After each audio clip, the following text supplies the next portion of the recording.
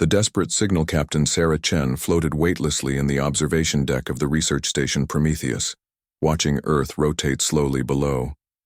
The blue marble looked peaceful from orbit, completely unaware that everything was about to change. Sarah had spent 15 years working with the Deep Space Communications Array, listening for signs of intelligent life beyond their solar system. Today, that search was finally going to pay off in ways no one could have predicted. Tick-ting. Alarm from the communications bay shattered the quiet morning. Sarah pushed off from the viewing window and glided through the corridors with practiced ease, her military training keeping her calm even as excitement built in her chest. Dr. Marcus Webb, the station's chief scientist, was already at the main console when she arrived, his weathered face pale with shock. "Captain, you need to hear this," Marcus said without looking up from his screens. "We've been receiving a signal for the past hour. It's definitely artificial, and it's getting stronger." Sarah anchored herself next to the console and studied, the data streaming across multiple monitors. The signal pattern was unlike anything in their databases, but there was something unmistakably purposeful about its structure. "Can we decode it?" "Already working on it," replied Lieutenant Jennifer Park, their communications specialist. "The AI is finding patterns that suggest mathematical concepts in basic physics. Whoever sent this knows we'd need common ground to understand each other." As they worked, more personnel arrived in the communications bay. Word was spreading quickly through the station that they might have made first contact. Sarah felt the weight of responsibility settling on her shoulders. As the ranking military officer, any decisions about how to respond would ultimately fall to her. "Got something," Jennifer announced after 20 minutes of intense work. "The signal contains what appears to be a distress call. The source is roughly 47 light-years away, in the direction of the Vega system." The room fell silent. Sarah processed this information carefully. If someone was asking for help from across interstellar distances, their situation had to be desperate. "Can you clean up the message? I need to know exactly what we're dealing with." Jennifer's fingers flew across her keyboard, applying filters and enhancement algorithms. Slowly, a voice emerged from the static, speaking in halting but recognizable English. "People of the third planet from your yellow star, we are the Velathi. Our civilization faces complete destruction. We have studied your transmissions for many cycles and believe you may be our only hope. The Skarathi Empire has marked us for elimination. We have nowhere left to run." The voice paused, filled with exhaustion and desperation. "We know you are not as technologically advanced as our enemies, but you fight differently than other species. We have observed. You do not surrender when logic says you should. We are transmitting our location coordinates. If you can help us, if you choose to help us, we will share all our knowledge with your people. If not, we understand. The Skarathi will come for you eventually anyway. They always do."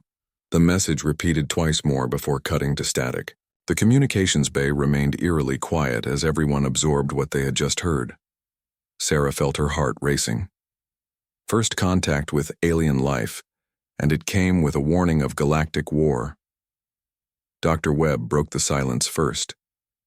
"We need to contact Earth Command immediately. This changes everything." Sarah nodded, but her mind was already racing ahead to the implications. If these Velathi were telling the truth, humanity had just been thrust into the middle of an interstellar conflict.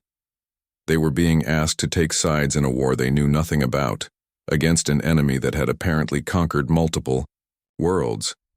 "Jennifer, send a priority burst transmission to General Morrison at Earth Command. Include the complete message and all our analysis data." Sarah turned to address the entire room. "Until we receive orders, this information is classified. At the highest level, no external communications without my approval." Over the next 6 hours, the Prometheus received a steady stream of encrypted communications from Earth. Sarah found herself in video conferences with generals, politicians, and scientists as the planet's leadership grappled with the reality of hostile alien contact. The debates were intense and sometimes heated, but eventually a consensus emerged. General Morrison's weathered face filled Sarah's screen during the final briefing.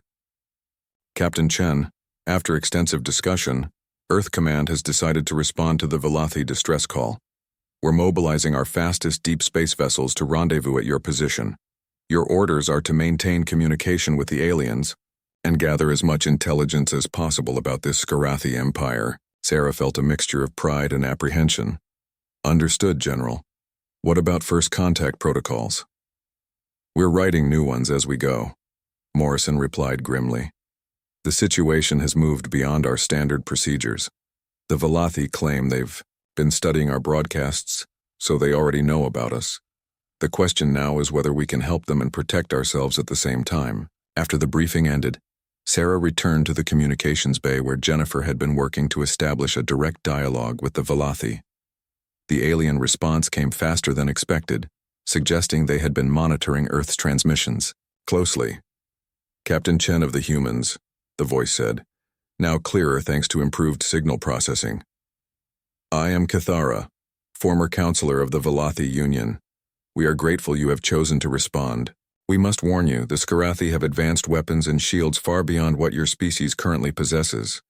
Why do you choose to help us when you could simply hide? Sarah took a deep breath before responding. Throughout human history, their species had always been at their best when facing impossible odds. Because running never solves the problem, Counselor Cathara. If this Skarathi Empire is as dangerous as you say, they'll find Earth eventually. We'd rather face them on our terms with allies. There was a long pause before Cathara replied, and when she did, there was something like wonder in her voice. The other species we contacted said similar words, but they did not mean them when the Skarathi arrived. Perhaps you truly are different. Over the following days, as Earth's hastily assembled fleet raced toward the rendezvous coordinates, Sarah learned more about the galaxy they were entering. The Valathi painted a picture of a vast community of civilizations, most of them peaceful and focused on trade and cultural exchange. The Skarathi Empire had emerged from the Galactic Rim 50 years ago, conquering world after world with methodical precision. They are not like the conquerors from your history books, Cathara explained during one of their regular communication sessions. The Skarathi do not seek resources or territory. They conquer for the challenge, for the proof of their superiority. Each species they defeat becomes a trophy, a demonstration of their power. Dr. Webb, who had become fascinated with xenobiology, asked, "What do they do with the conquered populations?" "The useful ones become servants," Cathara's voice carried deep sadness. "The rest are relocated to reservation worlds. They are not killed, but they are broken. Their spirit crushed by the knowledge that resistance is futile." Sarah found this information deeply disturbing. The clinical nature of the Skarathi conquest made them seem more like a force of nature than a conventional enemy. But forces of nature could be disrupted, redirected, even defeated with the right approach. "How many species have they conquered?" Sarah asked. 47 confirmed, Cathara replied. "The Valathi were number 48. You would be 49. The weight of that number settled over the communications bay. 47 civilizations defeated by an enemy that viewed conquest as entertainment. Sarah wondered if humanity's confidence was justified or merely naive. Lieutenant Park interrupted her thoughts. "Captain, we're receiving new signals from the bow. Valathi coordinates, multiple sources, and some of them are moving fast." Sarah's blood ran cold. "Skarathi?" "Unknown, but they're heading this way. ETA approximately 18 hours at current speed." Sarah immediately contacted the approaching Earth fleet. Admiral Rebecca Torres, commanding the hastily assembled task force from the bridge of the carrier Phoenix, received the news with typical military composure. "Understood, Captain. We're still 6 hours from your position, but we're pushing the engines harder. Can the Valathi provide any tactical intelligence about Skarathi capabilities?" Sarah relayed the question to Cathara, whose response was both helpful and terrifying. "Skarathi ships use energy shields that adapt to incoming fire. Their weapons can penetrate most known armor configurations. They prefer to disable enemy vessels rather than destroy them, to study their technology and tactics." "That might actually work in our favor," Admiral Torres mused when Sarah passed along the information. "If they're trying to capture rather than kill, they might underestimate our willingness to fight to the death." As the hours ticked by, Earth's fleet finally arrived at the coordinates. Sarah transferred to the Phoenix to coordinate the first contact mission. The Velothi survivors were aboard a handful of damaged ships, clearly refugees from a devastating defeat. When the airlocks finally opened and the first aliens stepped aboard a human vessel, history changed forever. Cathara was tall and graceful, with silvery skin that seemed to shimmer in the ship's lighting. Her large, dark eyes held depths of sorrow that spoke to the losses her people had endured. Behind her came a small group of Velothi technicians and warriors, all bearing the marks of a desperate flight from destruction. "Admiral Torres," Cathara said in carefully practiced English, "we bring gifts of knowledge and warnings of danger. The Skarathi scouts have found us. The main fleet will arrive within days." Torres clasped the alien's hand in greeting, a gesture that seemed to surprise and please Cathara. "Then we'd better get to work. My species has a saying, the best defense is a good offense. Time to show these Skarathi what humans do when someone threatens our friends." As alarms began sounding throughout the fleet, Sarah realized that humanity was about to face its greatest test. Somewhere in the darkness of space, an enemy that had never known defeat was preparing to add another trophy to their collection. They had no idea they were about to encounter a species that turned every disadvantage into a weapon. Deathworld tactics. The war room aboard the Phoenix buzzed with activity as human and Velothi minds worked together for the first time in Galactic history. Admiral Torres stood before a holographic display showing the approaching Skarathi fleet, her expression grim but determined. The enemy vessels were sleek and powerful, their energy signatures unlike anything in Earth's military databases. 17 ships, reported Commander Rodriguez from the tactical station. Each one roughly twice the size of our largest dreadnought. They're maintaining perfect formation and advancing at steady speed. Cathara moved closer to the display, her silver skin reflecting the blue glow of the holograms. "The Skarathi always attack the same way," she explained to the assembled human officers. "They test their enemy's defenses first, probing for weaknesses. Then they adapt their shields and weapons accordingly. By the time they launch their main assault, they have already won." Captain Sarah Chen studied the formation patterns with interest. "What if we don't fight the way they expect? Every battle they've studied from our history shows human forces adapting quickly to new situations. Maybe it's time to show them what that really means." Admiral Torres nodded thoughtfully. The Earth fleet consisted of only 8 ships, hastily converted civilian vessels alongside their few military craft. On paper, they were hopelessly outmatched. But humanity had never let impossible odds stop them before. "Cathara, we need to understand their technology better," Torres said. "These adaptive shields, how do they work exactly?" The Velothi counselor activated her own portable device, projecting detailed schematics into the air. The shields analyze incoming energy patterns and adjust their frequency to deflect or absorb the attack. After a few minutes of combat, they become nearly impervious to conventional weapons. Dr. Webb, who had joined the military briefing as their xenotechnology expert, leaned forward with excitement. "But what about unconventional weapons? Kinetic impacts, chemical explosives, things that don't rely on energy signatures." "Primitive weapons?" Cathara seemed puzzled. "The Skarathi shields are designed to stop advanced energy weapons. I do not believe they have encountered significant kinetic threats in centuries." A slow smile spread across Admiral Torres' face. "Captain Chen, contact our manufacturing ships. I want every spare piece of metal turned into projectiles. If these Skarathi expect energy weapons, let's give them something their shields can't adapt to." Over the next 12 hours, the human fleet transformed itself in ways that astonished their Velothi allies. The cargo ship Hercules became a mobile factory, producing thousands of dense metal slugs designed to be fired from modified mining equipment. The research vessel Kepler deployed clouds of reflective chaff that would confuse sensors. Most surprisingly, the agricultural transport Demeter began cooking up something that made the aliens very nervous. "You are producing chemical explosives using fertilizer components?" Cathara asked, watching human engineers work with materials she considered dangerously unstable. "This seems extremely hazardous." Chief Engineer Maria Santos grinned as she calibrated another improvised bomb.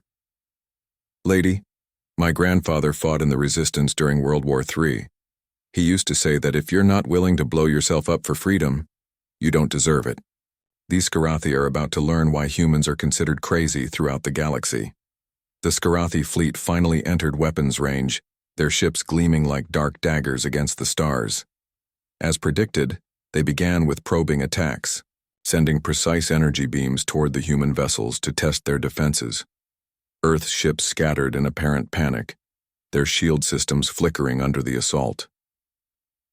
Aboard the Skarathi command ship, Fleet Commander Vorthak observed the battle with satisfaction. The humans were responding exactly as expected, their primitive technology no match for Skarathi superiority. Their energy shields were already failing, and their return fire was pathetically weak. "Commander," reported his tactical officer, "the enemy vessels are deploying some kind of metallic debris field, possibly damaged hull plating." Vorthak barely glanced at the tactical display. "Ignore it. Debris poses no threat to our shields. Focus fire on their largest vessel." That dismissive attitude lasted exactly 37 seconds. The first kinetic projectile, a solid tungsten rod fired from the mining ship Prospector at tremendous velocity, punched through the Skarathi shields like they weren't there. The energy barriers, perfectly tuned to deflect particle beams and plasma charges, offered zero resistance to simple metal moving very fast. The tungsten slug tore through the hull of a Skarathi destroyer, causing catastrophic decompression and system failures. Before the enemy could react, hundreds more projectiles filled space, turning the area into a deadly metal storm. "Impossible," Vorthak snarled as damage reports flooded his command center. "How are their primitive weapons penetrating our defenses?" His science officer, a younger Skarathi named Kelthax, was frantically analyzing the human attacks. "Commander, they are not using energy weapons at all. These are pure kinetic impacts. Our shields cannot adapt to simple mass and velocity." For the first time in his military career, Vorthak felt something approaching uncertainty. The Skarathi Empire had conquered dozens of worlds using their technological superiority. No enemy had ever hurt them with such crude methods. "Adjust our tactics," he ordered. "Deploy point defense systems to intercept their projectiles." But the humans had anticipated this response. As the Skarathi ships began shooting down incoming metal slugs, the Demeter released its special cargo. Thousands of small containers filled with agricultural chemicals began detonating throughout the battlefield, creating massive clouds of smoke and reactive gas. The Skarathi point defense systems designed to target solid objects couldn't lock onto the spreading chemical clouds. Worse, the reactive compounds began eating away at their hull plating, causing system failures throughout their fleet. "What are they attacking us with?" Kelthax demanded, his voice rising in panic. "Fertilizer bombs," came the impossible answer from their analysis computer. "The humans are using plant food as a weapon." Aboard the Phoenix, Admiral Torres watched the Skarathi formation begin to break apart and allowed herself a moment of satisfaction. Time for Phase 2. All ships, execute Operation Hornet's Nest. What happened next would be studied in military academies for generations to come. The human ships, instead of maintaining formation like civilized space forces, scattered in all directions like insects fleeing a disturbance. But this wasn't retreat. It was the opening move of a three-dimensional guerrilla war. The mining ships used their industrial equipment to grab chunks of asteroids and hurl them at enemy vessels. The cargo haulers deployed clouds of ball bearings that shredded anything they encountered. Most devastatingly, the research ships began broadcasting every song, movie, and television program in human history directly at the Skarathi fleet, overloading their communication systems with an unfiltered dose of human culture. Vorthak found his command ship surrounded by human vessels that refused to fight fair. They attacked from impossible angles, used weapons that shouldn't work, and seemed to have no concept of honorable combat. When he tried to target one ship, two others would appear from different directions, firing improvised weapons while playing what their computer identified as rock music at deafening volumes. "Commander," Kelthax's voice was nearly drowned out by the sound of human guitars. 3 more of our ships are reporting critical damage. They're asking permission to withdraw. Skorathi ships do not withdraw. Vorthak roared, but even as he said it, he was beginning to understand why so many species had warned about fighting humans. These weren't just warriors. They were completely insane. The battle turned when Captain Chen's tactical officer suggested something that made even the humans pause. "Ma'am, we could rig our reactor to overload and ram their command ship. The explosion would take out half their fleet." "Absolutely not," Torres responded immediately. "We're not sacrificing our people for a tactical advantage." But the Skorathi overheard the transmission, and for Vorthak, it was the final straw. These humans were discussing suicide attacks with the same casual tone they used for discussing lunch. What kind of species had the Velothi brought into this war? "All ships withdraw to minimum safe distance," Vorthak ordered, his pride warring with survival instinct. "We need to reassess our enemy." As the Skorathi fleet pulled back, battered and confused, a dozen new contacts appeared on everyone's sensors. Ships from 3 different species, arriving in response to long-range transmissions from the Velothi survivors. Cathara, watching from the Phoenix's bridge, felt something she hadn't experienced in months. Hope. The Zephyrians and the Altrani have come. They bring their fleets to witness what you have done.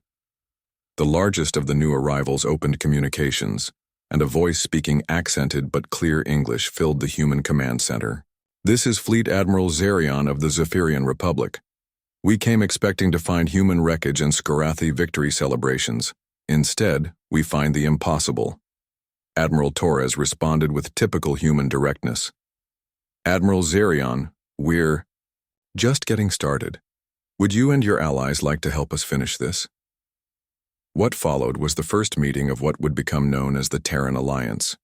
Species that had lived in fear of Skorathi expansion suddenly found themselves with hope for the first time in decades. The humans, these newcomers from a small blue world, had done something no one thought possible. They had made the Skorathi retreat.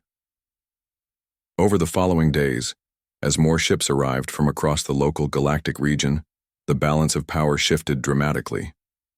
The humans shared their primitive tactics freely, teaching other species to fight dirty, think creatively, and never surrender even when logic said they should. Commander Vorthak, watching his empire's first major defeat unfold from the safety of the outer system, sent a priority message to the Skorathi High Command. The humans are not like other species. They do not fight to win, they fight to survive. They turn every disadvantage into a weapon, every weakness into strength. I recommend we avoid their territory and seek easier prey elsewhere. The response from High Command was swift and predictable. "Commander Vorthak, you are relieved of duty. No species has ever forced a Skorathi withdrawal. Report for reassignment immediately." But as Vorthak watched more alien ships arriving to join the humans, he knew the galaxy had changed forever. The Skorathi Empire had built their reputation on the assumption that conquest was inevitable, that superior technology always defeated inferior forces. The humans had just proven that assumption catastrophically wrong. Aboard the Phoenix, Admiral Torres stood with Cathara and the other allied commanders, planning their next move. The Skorathi fleet was regrouping, but they were no longer the unstoppable force they once appeared to be. "What happens now?" asked Admiral Zerion, his reptilian features showing a mixture of hope and uncertainty. Sarah Chen, now promoted to Commodore for her role in First Contact, smiled with the confidence that had carried humanity through every impossible challenge they'd ever faced. "Now we take the fight to them. The Skorathi have spent 50 years teaching the galaxy that resistance is futile. Time to teach them that they've never met anyone quite like humans." As the combined fleet prepared for the next phase of the war, word spread throughout the galaxy. The prey had found protectors and the predators were about to learn what it meant to hunt on a death world.